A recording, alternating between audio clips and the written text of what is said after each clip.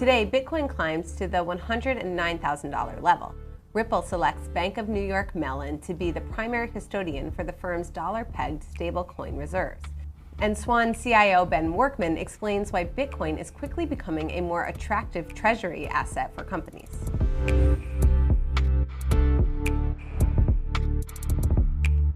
Welcome to CNBC's Crypto World. I'm Lindsay Jacobson. Crypto prices and stocks on the rise as traders seemingly downplayed the latest tariff-related headlines of the week. As of noon Eastern, Bitcoin climbed to $109,000. Ether rose more than 3.5% to the $2,600 level, and Ripple's native token XRP rose about 4% after the crypto firm and Bank of New York Mellon announced today that the bank will be the primary custodian for Ripple's US dollar-pegged stablecoin reserves going forward. The partnership should enhance regulatory compliance for Ripple, the issuer of Ripple USD, and boost institutional credibility for the firm, as well as the fast-growing stablecoin industry. Ripple CEO Brad Garlinghouse joined CNBC's Squawk Box this morning to discuss the new partnership and why the firm chose BNY. I think as the crypto industry has emerged from kind of the last administration where the industry was being attacked, working with the most trusted, the most well-regulated and even the best capitalized partners is a way to continue to build trust in this system. And stablecoins at their core, by their nature, it's a dollar backed with a dollar in deposits. BNY Mellon has, for a very long time been amongst the most trusted partners out there for as a custody bank. So we're really pleased. We think it's indicative of the shift of tide where we've had headwinds for this industry are now becoming tailwinds, and I think we're going to see a lot of growth. All right, turning to Bitcoin treasuries for our main story. Crypto World's Tanea McKeel sat down with Ben Werkman, Chief Investment Officer at Swan Bitcoin today to discuss the market segmentation of leveraged Bitcoin equities and the opportunity for institutional investors this year. Swan is a Bitcoin-focused company, and I have to know, we've spoken a couple of times before, but it just seems like this treasury accumulator trend has really blown up in the weeks since we've spoken. What do you make of it? It really has. And it's starting to feel like it's a more recent phenomenon to people than it really is, given Strategy really launched this in 2020. But it wasn't until we had some shifts in the regulatory environment that companies felt safe coming out and taking this approach and following the lead that Michael Saylor brought. So really over the last 12 months, you've seen this huge emergence of companies entering the market. And one of those, you just had a new announcement this week. Swan's out of France announced $384 million raise to start their Bitcoin treasury. And so you are seeing the pace accelerating here. And a lot of that is going to be due to the response that you've seen from the market from the prior companies that have adopted this trend. How do you see this market kind of starting to, how do you see the market the segments within this group starting to play out? Because you mentioned MicroStrategy right up front. Not all of these companies are going to become MicroStrategy, if only because of their early advantage. But how do you see this segmentation going? It's been very interesting because MicroStrategy really is the only one that's achieved significant scale. So when people look at the market right now and they think that maybe it's becoming saturated, what they don't realize is there's really only one significant player in the market, and that is Strategy at the moment at $120 billion market cap with more than $65 billion of Bitcoin on the balance sheet. But now what you're starting to see is investors are looking for that hyper-growth opportunity that Strategy provided in the early days. So one of the metrics that came out around these treasury companies is called Bitcoin yield. And what that effectively is the rate at which a company is accumulating Bitcoin per share. And what you start to see over time is that investors start to get smart about the trends that are at play here. And so they're seeing new companies emerging into the market where they see that hyper growth in the Bitcoin per share in front of them, and they're starting to rotate capital into some of those companies to try to find that 5 or 10x opportunity that a lot of them may feel that they missed with Strategy early on. What kind of investor does this appeal to? And again, it's become so much more interesting because all of the strategies that we're seeing in these announcements have evolved and diversified. So is this still something for investors who already have a base thesis around Bitcoin and are Bitcoin believers? Or do you see a scenario where retail investors start to join the party and kind of FOMO in through these new equities that are hitting the market? Well, the beauty of these companies is that they're launching securities that appeal to a wide range of investors. So clearly with a company like Strategy at their scale, a lot of that investment is coming through the institutional channels.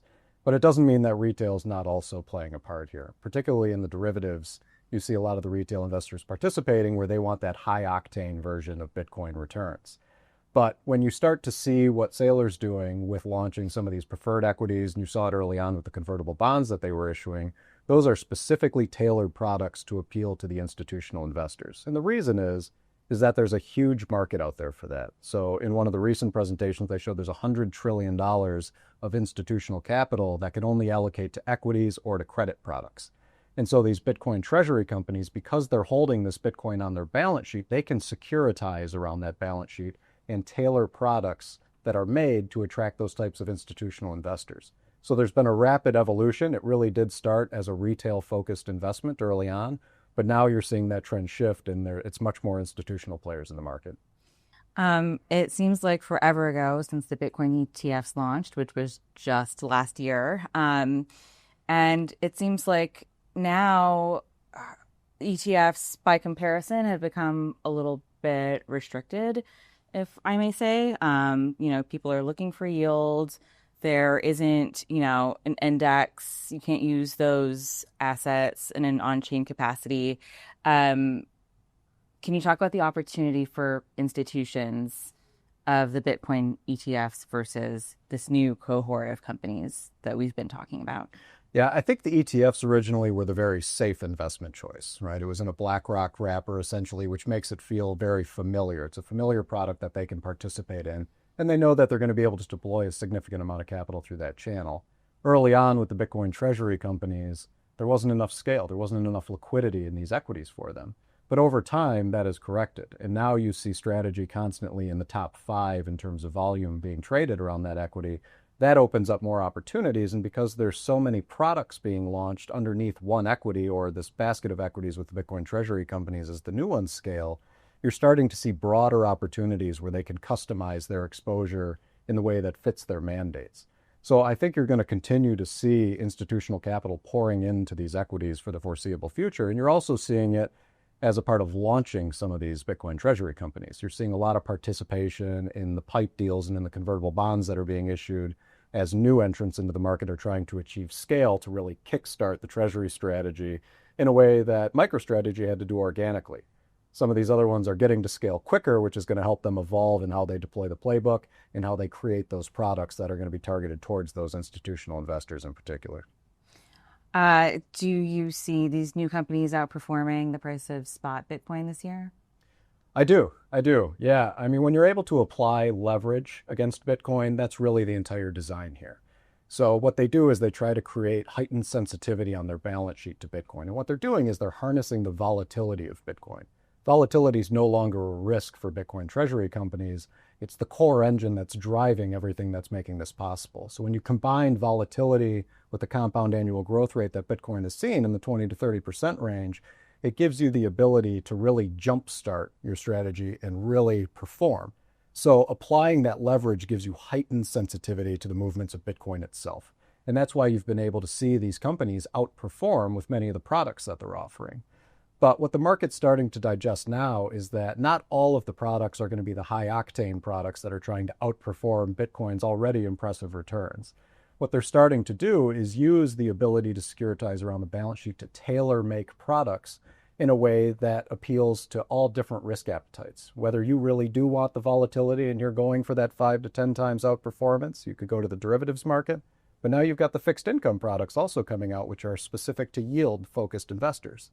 And so you're seeing an evolution of this playbook, and it's making it really broad, where not everybody's coming for the massive outperformance of Bitcoin. Some people want those yields that are coming out of these preferreds or out of the bonds, but there's still a huge cohort of investors that are looking at this as a way where they're going to attempt to outperform the performance of Bitcoin. And these companies need to be very strategic in how they apply that leverage in order to accomplish that goal.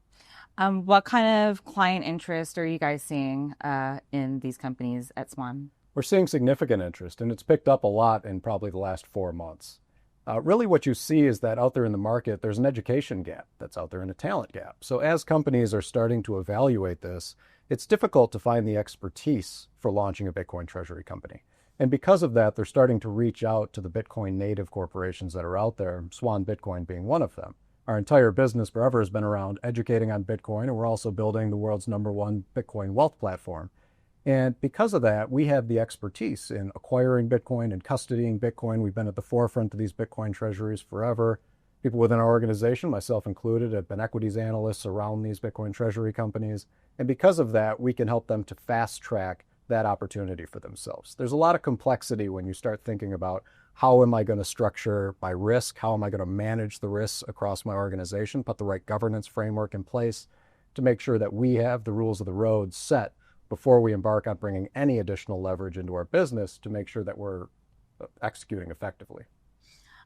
So final thing, we've never had so many different ways to get exposure to Bitcoin, which I suspect is probably still good for the price of Bitcoin for its performance. Is there a downside or are there risks in terms of, I don't know, network usage or adoption of the Bitcoin technology if you have all of these people who may not care about the crypto technology and just want the exposure to the price? If they can get it from an equity, why use the crypto technology? Is that a conversation that ever comes up? Not very often, because usually when people start going down this journey and they start learning about Bitcoin and what it is that's driving these equities, it causes people to evaluate that underlying commodity of Bitcoin and what are the characteristics of it that make it so valuable to corporations and as well to nation states, as you've seen a lot of those announcements that came out over the last year as well. What they tend to do is they start to look at it and go, what problem is this solving for corporations that it could solve for me? Particularly when we've seen things like the new spending bill that just came out that's going to add another $3 trillion to the deficit. One of the core utilities around Bitcoin right now is the ability to outpace monetary debasement. And that's a problem that everybody faces. It's individuals face it, corporations face it. And when you have an unlimited supply of a currency that's going to need to be printed to handle the amount of spending that's going to be entering the market, investors are now looking for what is the opposite side of that. I need something with defined scarcity. I need 21 million Bitcoin is all that's ever going to exist. And because of that, there can be infinite demand for Bitcoin, but it's not going to increase the supply. With almost every other product out there, if the demand increases, the supply is going to increase. They're going to create more of it. So Bitcoin is totally inelastic to the demand, which means the only thing ultimately that can give is going to be the price. So people who are out there working very hard in their day-to-day jobs and they're creating value for themselves, they're looking for ways to take that value out of a system that they feel is mistreating them. It's devaluing what they've worked so hard to earn, and they're constantly turning to Bitcoin now as the solution for that. Okay, that's all for Crypto World today. We'll be back again tomorrow, and we'll see you then.